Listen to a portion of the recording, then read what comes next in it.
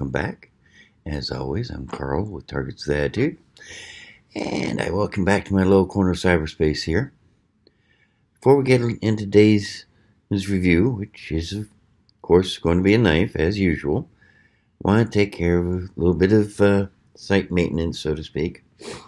Had a few people complaining about the fact that I asked them to subscribe at the end of the video, which seems strange to me. I think that you'd rather hear me plea for you to subscribe at the end after you've seen what the video is all about than at the beginning, but some of these people seem to think that I'm doing it backwards. So, before we go too long, I want to ask you to go ahead and subscribe if you decide you liked this video, or if you liked any of my videos.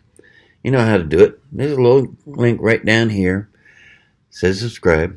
Go ahead and click on that, and then when you've done that, there'll be a little bell icon that pops up. If you click on that bell, that'll give you notification every time I put up a new video.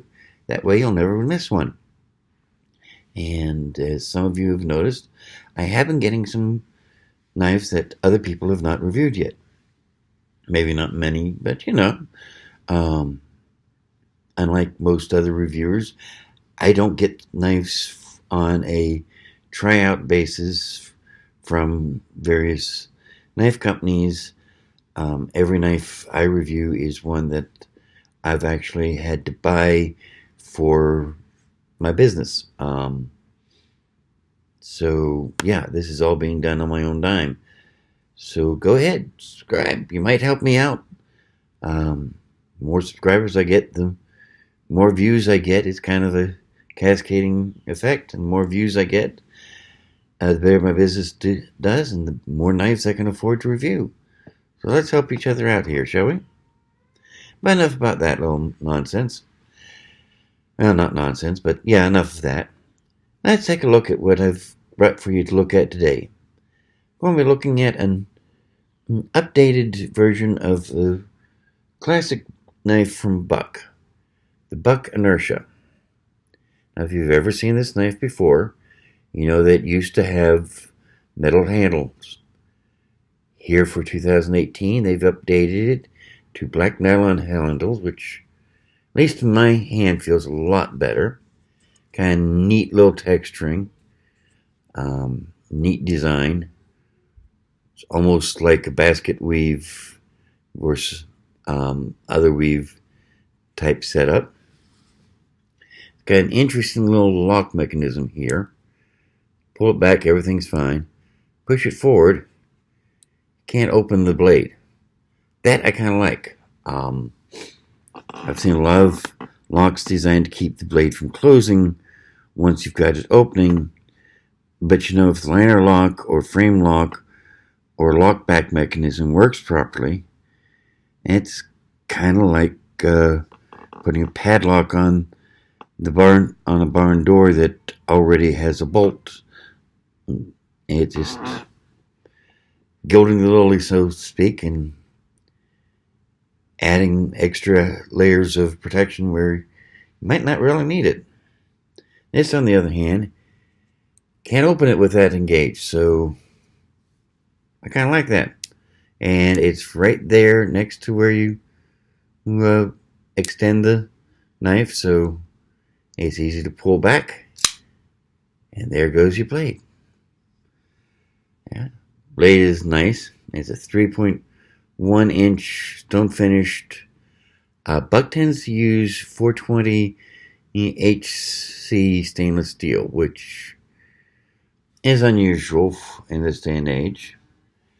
You notice on the other side it's got Buck and its symbol stamped, and because Bucks are still made here in the United States, got USA stamped right there on the blade. Just like on the box, they've got the American flag stamped right there on the end. Back to the knife. Blade is a nice spear point with false edge along the back half of the blade. It's got a thumb hole, so You could open the knife this way. Excuse me. Allergies just will not go away this year.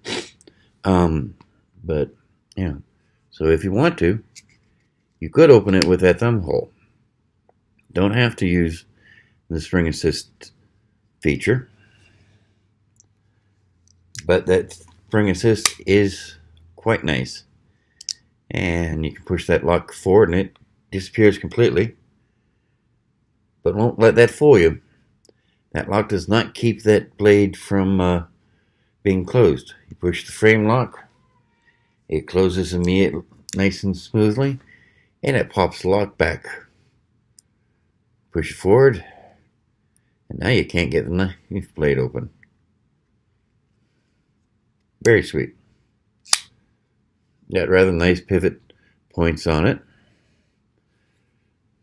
And as I said, yeah, you can see the steel liners even through the holes on the handle, but I still think that just makes it look really sharp. You may not agree with me, but that's personal choice. It's not a bad knife. Like many companies nowadays, Buck has a minimum advertised price policy, which means I cannot sell this for less than $44.99. If I mention anywhere that it's possible I might sell it for less than that, they'll yank my contract and tell me I can't carry Buck knives anymore. So, yeah, just retail price is $59.95. So, yeah, I'll probably be asking $44.99 on my website since I have to, and probably about $50 at gun shows since it costs me more to go to a gun show and show a knife than it does to sell it from the website. So let's see what we do with our standard battery test. Slightly beat up piece of paper. Oh yeah, this is a rough draft of a book I'm trying to write. I'll mention that later. It's not printed into this video. Oh yeah. Anyone tells you 420 stainless is no good for knives, obviously they don't know what they're talking about. Look how nicely that just threaded through that. Let's see here. Cardboard. I got a piece. Here is a piece. Sorry about that. Spare point was right on in. You can see it is a standard piece of cardboard. And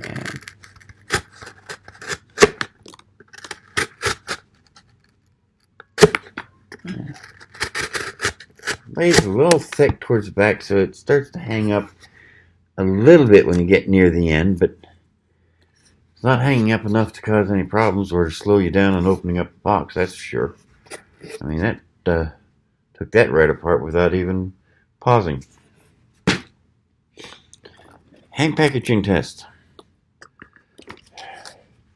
Another tea bottle.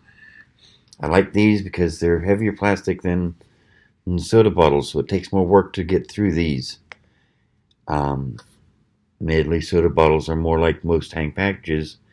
If you can open this up, it'll open up any hang package I've ever seen. Let's see here. Right in.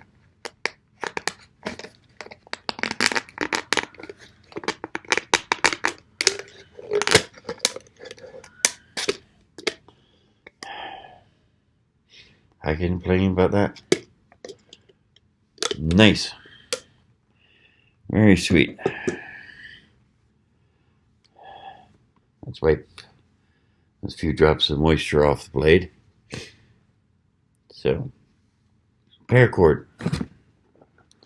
Never know when you might need to cut some twine or paracord or even rope. Went through like a charm.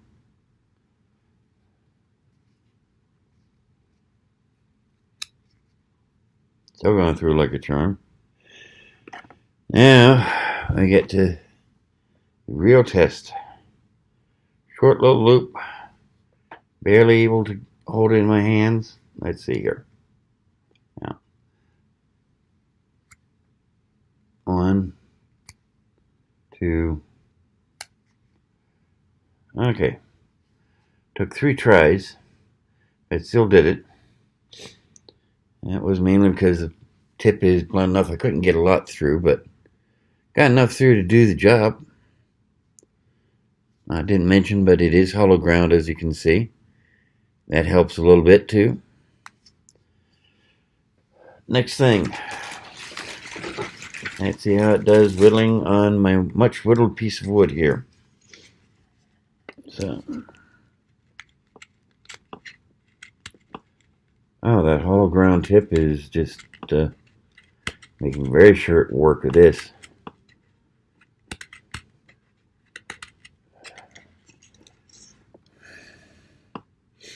If you need to make a featherboard to start a fire, or maybe whittle down a piece of wood to get yourself something to wedge under a tire, or going survival thought and you have to make yourself a long spear to go fishing with or hunting rabbits with. Yes, we're going hunting rabbits. This thing will do the trick beautifully. So, last time, back on the piece of paper, just make sure cutting the wood didn't do any damage.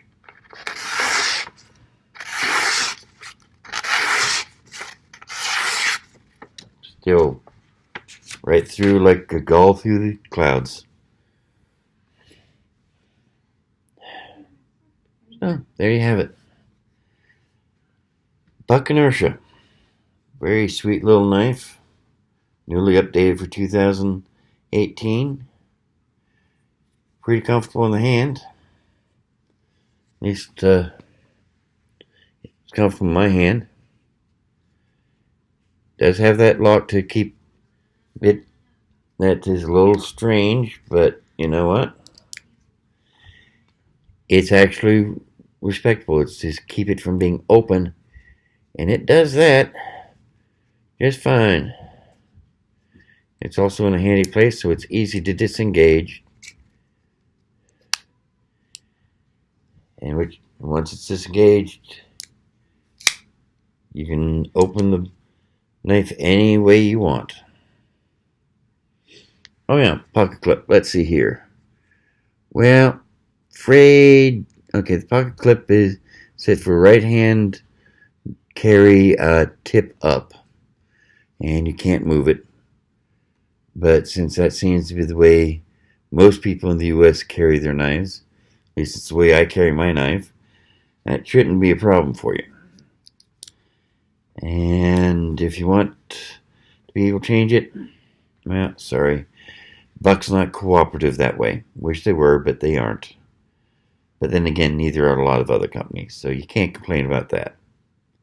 In the meantime, I hope, as always, you got a little bit of information out of this that you didn't know before.